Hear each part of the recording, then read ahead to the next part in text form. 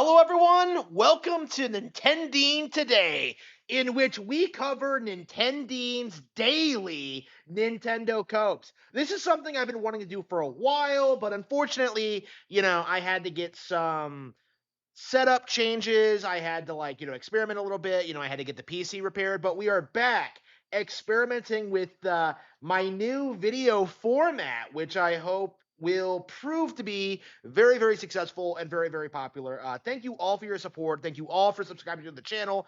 Thank you all for following me. And I hope you will continue to watch for years to come. So, with that being said, let us dive straight into the most recent Nintendeen Cope. How's it going, everybody? So I think by now most of you are aware that Twilight Princess is pretty much available to play on almost everything you own.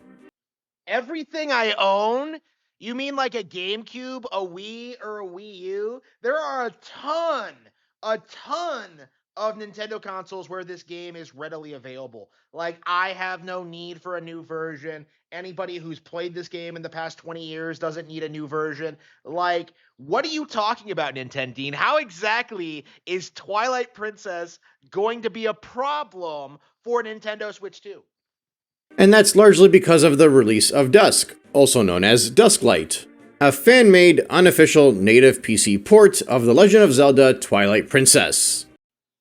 I love it when these people start ranting about PC ports because it really shows their amazing double standard and hypocrisy, right? You're going to tell me that a game that has been emulatable for decades is suddenly going to have this major PC audience because it now has a native PC port. We saw the same thing when Star Fox 64 came out, right? Like, we had all these PC gamers coming out and gushing about how the PC version was the definitive version of the game and how it had all these features and they'd be able to make it better. It'd be like this amazing thing that Nintendo would never be able to compete with.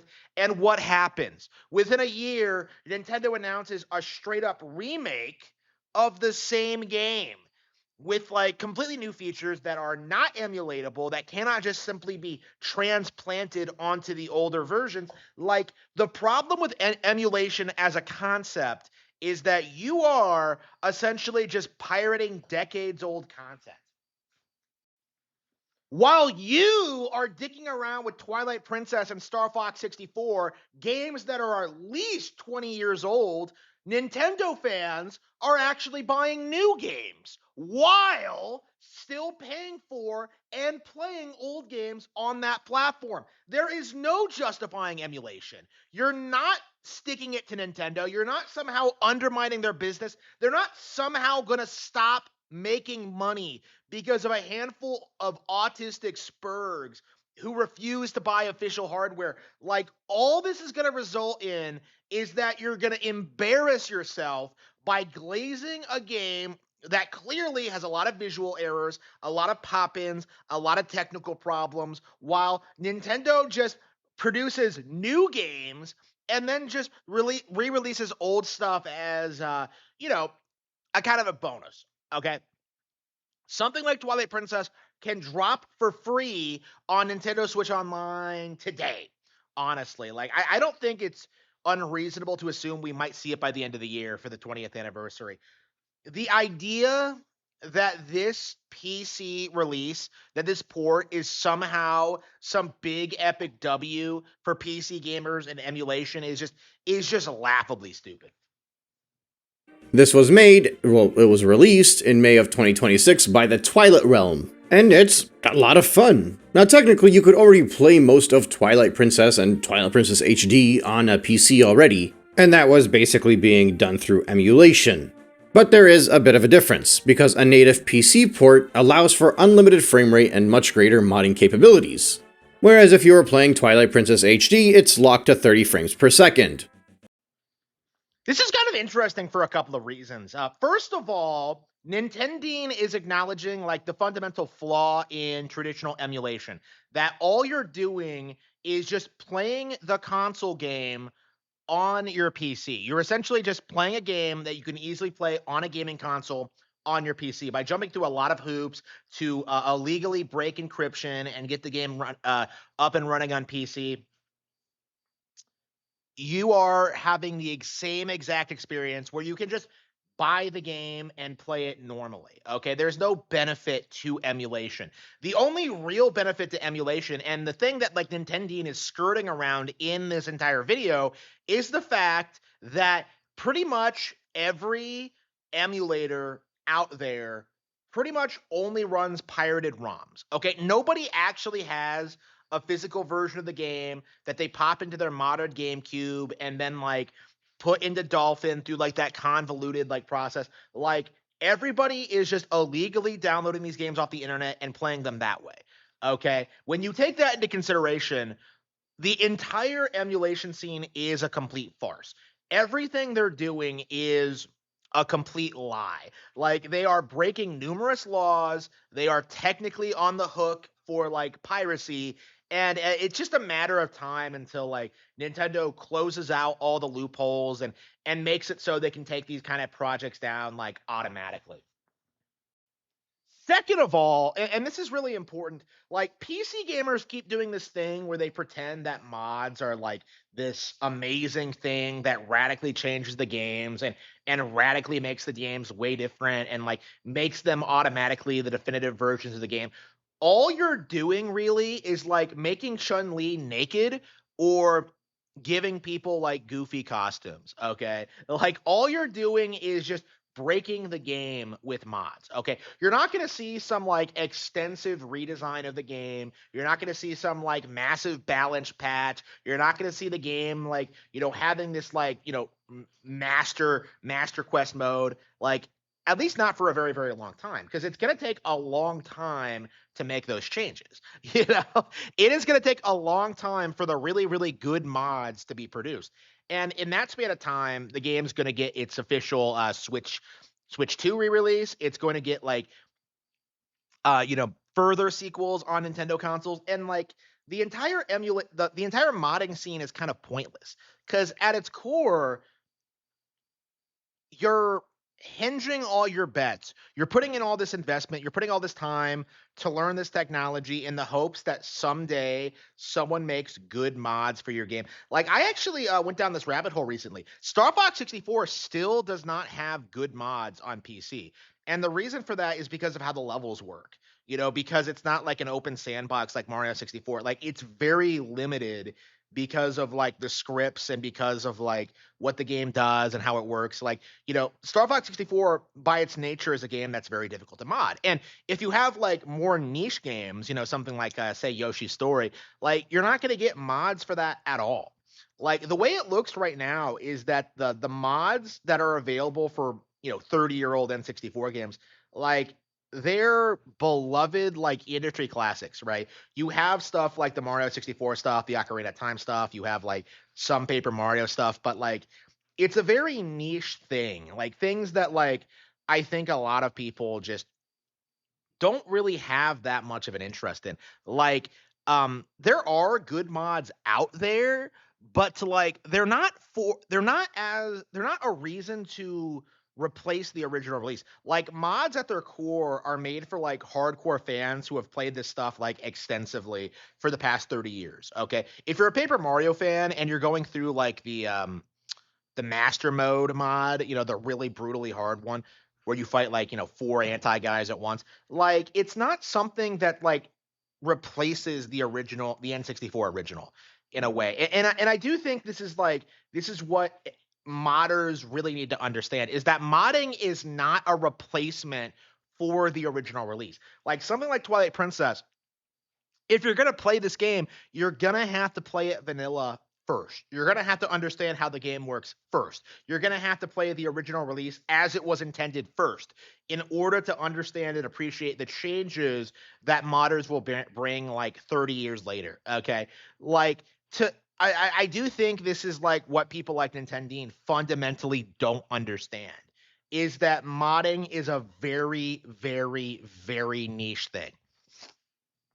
And there aren't really that many mods available. But since there is already a Twilight Princess HD, There are a ton of texture packs that are already available, and you can actually make the PC version look and run better than Twilight Princess HD on CEMU. Effectively, potentially making this the definitive version of Twilight Princess. You do lose that second screen that you would have had on the Wii U, but the game will run and look way better. In fact, I think the only issue that I've really seen pop up in various discussions is the pop-in. But even then, since it is a PC port and it's worked on by a passionate fandom, I would not be surprised in the slightest if eventually there was a fix for the pop-in, and maybe even a second screen add-on somehow.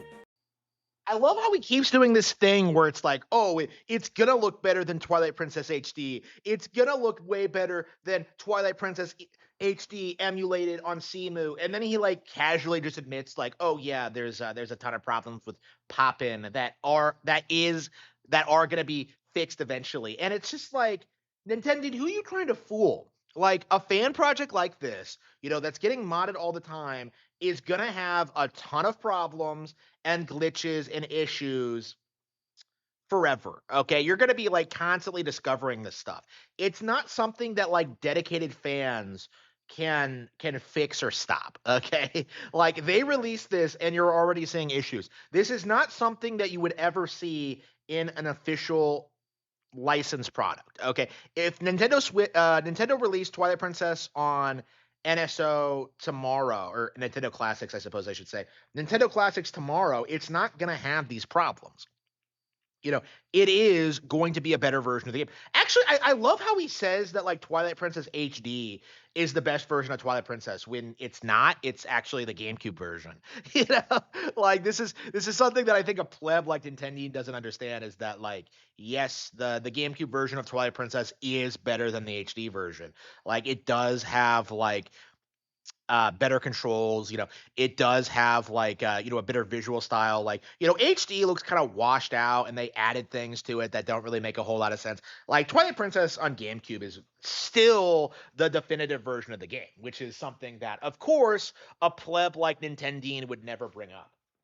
The other added benefit is that you actually do not need that strong of a PC to run on it. Because it's a PC port, it should be able to run on stuff that's pretty weak. So for example, when you're doing emulation, you're emulating, the whole console. So you need something a little bit stronger to be able to run the Wii U on there. Now, Wii U emulation doesn't need the highest end PC, but pretty much any computer you own will be stronger than a GameCube, right? So you should be able to get Twilight Princess running regardless of how weak your system is. And to give you a bit of an idea, from my understanding, this game is already able to run at around 120 frames per second on iOS. So there is a lot of potential here. And since this was a decompiled port, they were able to get it on various systems all around, including Nintendo's own Switch. The OG Switch, that is. So basically, almost every single console that was made in the last 20 plus years, as well as almost every single PC that's even over a decade and a half old, and even phones, and even on your Xbox console if you tinker enough, all of these devices can now play one of the most popular Legend of Zelda titles, and it's actually the best version of that popular Legend of Zelda title. Now, Oh yeah, all of these consoles have Twilight Princess if you illegally mod the consoles and then get the game on there. Yeah. Okay, sure, buddy. Sure, buddy. Like again, he's skating around like the realities of this, in that in order to play this game on phones, in order to play it on, other pieces of hardware, you're going to have to like do some serious modding work. And it's not something that like people will just up and do. There's no reason to learn how to do it really. Like you're better off just buying a copy of the game. And for all of his like hyperbolic nonsense about how Nintendo hasn't released this game on Wii U, or I'm sorry, on Nintendo Switch 2, like for all of his hyperbolic nonsense on this, like it's gonna come out eventually, and there's plenty of other games to play in the meantime. So at its core, his argument doesn't make any sense, especially when you take into consideration the fact that this is very specifically a PC version. Okay, it's a PC port. So there are hundreds of Nintendo games that do not have this style of like decompiled PC ports. So for all this shilling he's doing for this version, glazing it for saying how it's better than emulation and how it's better than like the Nintendo version, like you're basically just like throwing every other emulated Nintendo game under the bus. Like so much for the PC master race. A part of the reason this port is such a big deal is because they have been able to move it over to the Nintendo Switch. And obviously the reason that makes so many headlines is because there have been tons of people for almost a decade now asking for Twilight Princess, and Wind Waker for that matter, to be ported over to the Nintendo Switch. Specifically their HD counterparts from the Wii U. And if that had actually happened, though the Switch 2 would be able to run them natively, probably would have even had a frame bump when the console came out. And when you consider that these were originally GameCube games that were re-released on the Wii U, and then the Switch took everything that was on the Wii U and made it their first-party lineup for the Switch, it's actually kind of wild that they never considered putting in Twilight Princess and Wind Waker HD on the Nintendo Switch in the first place. Oh yeah, it's not like they were re-releasing Link's Awakening and Skyward Sword HD. It's not like they were doing Hyrule Warriors Age of Calamity and Breath of the Wild. Okay? It's not like they were producing new games like Tears of the Kingdom and Echoes of Wisdom. They were kind of busy with the Zelda IP. Okay, for the past decade. I don't know if you've noticed, but the series is in a renaissance period right now. So the fact that this guy is bitching about a game not getting re-released on Nintendo Switch after it got re-released on Wii U is just laughably stupid. It doesn't make any sense, especially when you take into consideration how often this guy complains about all of these re-releases on Nintendo Switch. Like he even says it right here where he specifically says that all of the Wii U library became the Switch's library, which is of course not true and ridiculous. We still don't have like Star Fox Zero or Devil's Third or a lot of really good, the original Splatoon, like Nintendo Land. Like there's been a ton of games that have not gotten ported over yet, and a lot of the games that have better versions on Switch on Wii U actually. So, like, the idea that Nintendo had to port over Twilight Princess immediately is just laughably stupid. It doesn't make any sense. Like, what purpose would that serve? They're better off just like keeping it on the back burner for a little bit and re-releasing it when the time is right. And honestly, and I know I said this earlier in the video, I do prefer the GameCube version. Twilight Princess HD is not nearly as good as the original GameCube.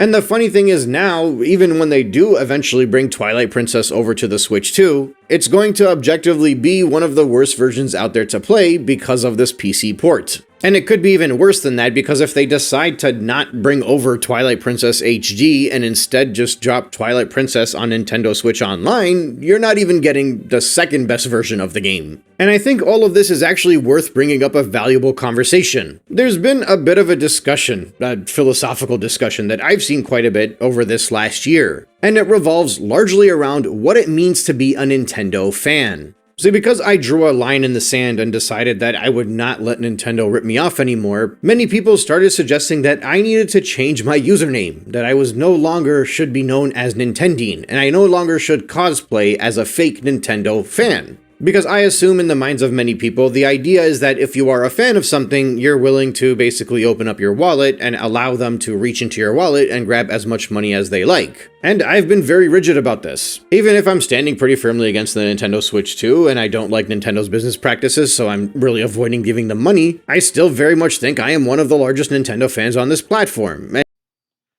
I love how he's saying this after he's had a very noticeable decline in relevancy after that Nintendo Switch financial report where the Switch 2 was confirmed to like have outperformed his expectations. He was telling people for months that the Switch 2 was failing and that Nintendo wasn't selling these units. And then they came out and they were just like, yeah, it's doing well. And Nintendeen just instantly lost a good chunk of his audience. Okay, he's been trying to branch out. He's been trying to do more things. He tried to do a Mario 3D retrospective. Like he's tried to start a new channel, but like this guy, he's very much stuck in just being like the stereotypical pretendo channel. Okay, like all he does is just complain about everything Nintendo does, and people watch it for that reason. And it doesn't have any real basis in reality, and it's not something that like any real fan would actually say. For something like this, like, oh, Nintendo never released Twilight Princess on Switch. What should we do? Like, well, there are a variety of options, right? If you're a Nintendo fan, you could get it on GameCube, Wii, or Wii U. Okay, you have a ton of options. Like, if you absolutely had to play Twilight Princess now, you either shell out a little bit extra to get a hold of it, or you already owned it to begin with. Like, again, the entire conversation makes no sense at its core, in that, like, you really want to push this idea that, like, Nintendo should have released this game now, and yet, like, they released it like a decade ago. Like, if you didn't pick it up when they last released it, that's entirely on you. And you cannot convince me otherwise. Now look, I spend a lot of money on gaming, and I've spent a lot of money on gaming, Nintendo gaming even, since last year. But the difference is none of that money went to Nintendo. It went to my desktop, it went to Steam, it went to my handheld gaming PC. And because I buy things pre-owned, a lot of it didn't even make it to the corporations, it went to random users that were offloading their stuff. But the point is that my end goal still was Nintendo games. And I'm not exclusively on Nintendo games, obviously. I still play plenty of third-party titles. I actually play a lot more third-party titles now since I don't strictly own a Nintendo console. But I'd be lying to you if I said that Nintendo games still did not occupy a vast majority of my time. The difference is, I got sick of the wait. I got sick of the drip feed, and I got sick of the prices. I got sick of frequently hoping that Nintendo would do something that everybody's like, oh, if they just do this, they would print money. And then Nintendo just never does it, or they wait for a very long time to do it, and then they overcharge for it. This Twilight Princess port is like the embodiment of that whole conversation. For years, people have been asking to be able to play Twilight Princess on the Switch, and Nintendo was not the first one to deliver it. And really, a big reason why so many people do want to play this game on their PC or on an alternate device is because that game was not delivered to the Switch by Nintendo. Honestly, it's a very similar idea to Super Mario Galaxy 2. The difference is Mario Galaxy 2 eventually did make it to the Switch. For so many years, people waited for that port. They wanted Galaxy 2 to be playable on a modern console, especially considering it had been 5 years since the first Galaxy game had made it to the Switch. So instead of Nintendo releasing Mario Galaxy 2 like in the following year, or at the same time they released Galaxy 1 with the 3D All-Stars collection, they instead decided to give people 5 years to play Super Mario Galaxy 2 anywhere else. Whether it's on Android, on PC. Shoot, in my case, I gave up. I just went and pulled out the Wii and played it on there. So then, of course, when Super Mario Galaxy 1 and 2 ends up being the big announcement on the Nintendo Switch back in September of last year, of course there's an uproar. Because most fans of Nintendo games have all been playing Super Mario Galaxy 2 on better hardware already. So this is exactly what I'm talking about when I say that Nintendeen is full of shit. Okay, this is exactly why I call him a hypocrite. Is that he's complaining about Twilight Princess not getting a Switch port, but then he turns around and acknowledges how everyone complained about the Super Mario Galaxy 2 Switch port. Okay, like we saw firsthand how these kind of people spurged out about that re-release. And Galaxy 2 launched at a pretty reasonable price, $40 if you were buying it by itself. But like the mindset from Nintendeen, he really did have this idea that like it really is a doomed if you do or do if you don't. Like, no matter what Nintendo does, Nintendeen is going to complain about it. And this is a very good, transparent example of how that happens. He's complaining about Twilight Princess not being on Switch 1, and yet he turns around and complains about Galaxy 2 also being on Switch 1. It's a complete joke. So now the idea that it's worth $40 as a standalone title just doesn't make any sense to them. And I mean, like, the Twilight Princess is a GameCube game, right? This is GameCube. One of the largest selling points for the Nintendo Switch 2 was the fact that it would be having GameCube games on there. It has been 2 months since they dropped the last GameCube game available on Nintendo Switch Online. Remember, you're paying monthly for this subscription. So anybody who subscribed specifically because they wanted to play GameCube games has now paid for 2 months with no games. From July until now, so you're basically looking at through almost the first year of the Switch 2's life, after the console has launched, only 6 games have been added. You're averaging a game every other month at this rate. Why, as a Nintendo fan, would it make sense for me to want to play GameCube games on the Nintendo Switch 2 if that's the kind of output that I'm getting while I'm paying no less? Instead, I have all of my favorite GameCube games available on my PC and on my Legion Go, so I can play whenever I would like to. And this was actually a very big selling point that caused me to convince my brother and cousins to all buy into the handheld gaming PC scene. I got a Legion Go, my nephew got an Xbox ROG Ally, my cousin got a ROG Ally, my brother also got an ROG Ally, and then the last two cousins got a Steam Deck and a Legion Go S. Those are 6 handheld gaming PCs that were purchased in the last 6 months, mind you, when we all thought we were going to be buying Nintendo Switch 2s. Yeah, spoiler alert, all of those guys are going to be buying Switch 2s. Like, what is this giant cope? Okay, what is this mindset that like, oh, the handheld gaming PCs, it's gonna destroy Nintendo. They can emulate all these old games. Yeah, but they can't play the new ones. Now can they? This is the big like issue that these people have when it comes to this kind of thing is that they really think these handheld gaming PCs are gonna like surpass Nintendo and like just be the emulation machines, and they're just not. Like that's very apparent by looking at the sales numbers, and it's very very sad how people like Nintendeen keep trying to push this idea that this is somehow going to be relevant or successful. And basically, the easiest way that I was able to sell it to them was that we would be able to play online with emulators. Nintendo Classics on Nintendo Switch 2 do in fact offer online play. I know that Nintendeen doesn't own a Switch 2 and he's never actually used it, but you can indeed play online multiplayer on Switch 2.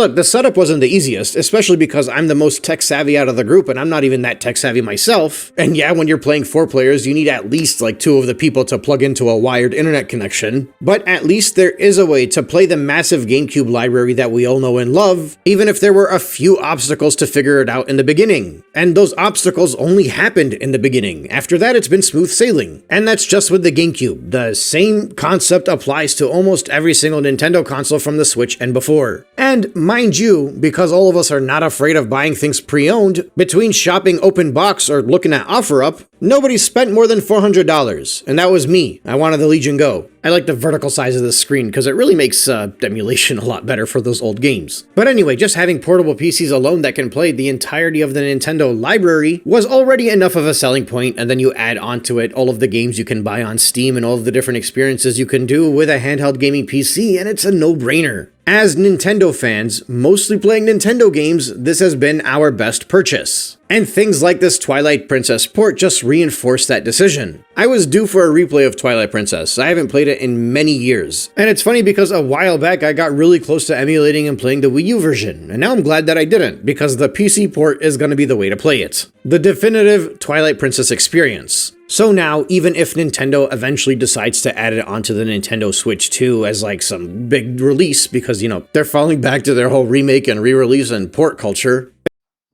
I love how he says this in a video hyping up emulation of classic Nintendo titles and downplaying Nintendo's own re-release schedule. Like, what an idiot. What a fucking retard. This is embarrassing. Like, oh man, Nintendo re-releases their old games because they don't re-release their old games enough. Like, this is why nobody respects you or takes you seriously. It doesn't really add value to the Nintendo Switch 2 for myself and millions of other people out there. Millions of Nintendo fans out there. Okay, so I have here the official Twitter account of Vim's Lair, like the developer behind the Twilight Princess PC port. I want you to look at this because I really want you to take this in. Nintendeen is trying to argue that this PC port is somehow going to destroy Nintendo. It's going to destroy the Switch 2. It's going to destroy Twilight Princess, you know, re-released on all future Nintendo consoles. And the actual tweet is like has like 500,000 impressions. Like that's not downloads, that's not likes, that's not like retweets, like 500,000 impressions. Like this is the emulation community. This is the modding community. Like it's a niche thing that nobody actually cares about and in no way is ever going to circumvent like the actual real official product. And that's something that Nintendeen has a real problem grappling with is that without the original developers, without fans supporting the original release, like pirated versions of these games cannot exist. And that's something that I think Nintendeen just can't wrap his little mind around. The fact of the matter is, Twilight Princess came out 20 years ago, was a huge success, was the best-selling Zelda game for a long time, and has endured as a classic among millennials. It's a big deal, but like simply getting the ported to PC, that's not a big deal. Okay, that's not going to get anybody excited. For most people, this is an old game that they've either played already or don't care about. Like the simple fact of the matter is, most Zelda fans today are playing Breath of the Wild or they're playing Tears of the Kingdom, and maybe the most hardcore fans are going back through like the already existing Nintendo Classics catalog. Okay, there are so many Zelda games to play on Switch already that honestly, I feel as if like nobody has really noticed or cared about the lack of Twilight Princess. Like again, when Twilight Princess does get re-released again, and it will, it's gonna be a big deal, regardless of these kinds of illegal, pirated, fan modded bullshit. And I think this is a really good testament as to why. I want everyone to keep this in mind as we go into like the console generation, because you're gonna keep seeing people do this, where they keep trying to glaze all these random PC ports and saying they're gonna like destroy Nintendo, but the trend we've been seeing lately is that Nintendo re-releases are getting new content. You know, Super Mario Party Jamboree launched on Switch One, got a re-release on Switch 2 with new content. You know, Kirby and the Forgotten Land, you know, Switch 2 with new content. You know, we got like, you know, Return to Dreamland Deluxe, that was a Switch 1 port, but that had an improved frame rate and new content. So like what we're seeing now is that we're seeing Nintendo kind of circumvent like these kind of piracies, you know, these kind of attempts at like subverting their content, because like the simple fact of the matter is, because that these versions of the games exist, the emulated versions are never ever ever going to be the definitive version of the game, because they are always going to be missing content. And I think this is something that like Nintendeen just hasn't been able to wrap his mind around. Okay, this is something that I think a lot of these people are going to struggle with, is that something like Skyward Sword HD, it made a lot of QOL improvements that like a simple decompilation wouldn't have done. Okay, like again, that's just an example, and Skyward Sword was just a remaster. Okay, there are plenty of other games that were a lot more drastic in their in what they do. Like Star Fox on Switch, you know, is a complete reinvention of 64. That by itself makes the PC version obsolete. Now, people will continue playing 64, but they're going to do so on Switch 2 after they've played the new game. So again, this is the problem with emulation, is that there's no scenario in which their version of their games is better than the official product. It's just not going to happen. All this coping about frame rates and about modding just kind of falls flat, especially in this era where the Switch 2 automatically increases the frame rates for older games. Like we've seen that already happen with games like Bayonetta 3 and the like. I remember a lot of people spurging out about how Bayonetta 3 would look way better on PC. First of all, it's not available on PC. And second of all, the Switch 2 version looks gorgeous. So again, this is going to be something that we see a lot of going forward, is that this is going to be something we see a lot of out of these like third-party Nintendo games, in that they're just going to drop a patch on Switch 2 and it's going to look and play better than like the pirated PC version. And this is something that like someone like Nintendeen doesn't seem to understand, is that these kinds of mods, these kind of PC ports, they are outdated. They can't compete. They can't stay relevant, and they don't have a dedicated enough fan community to stay relevant and stay competitive. Like the only reason these games are being hyped up is simply to downplay and destroy Nintendo.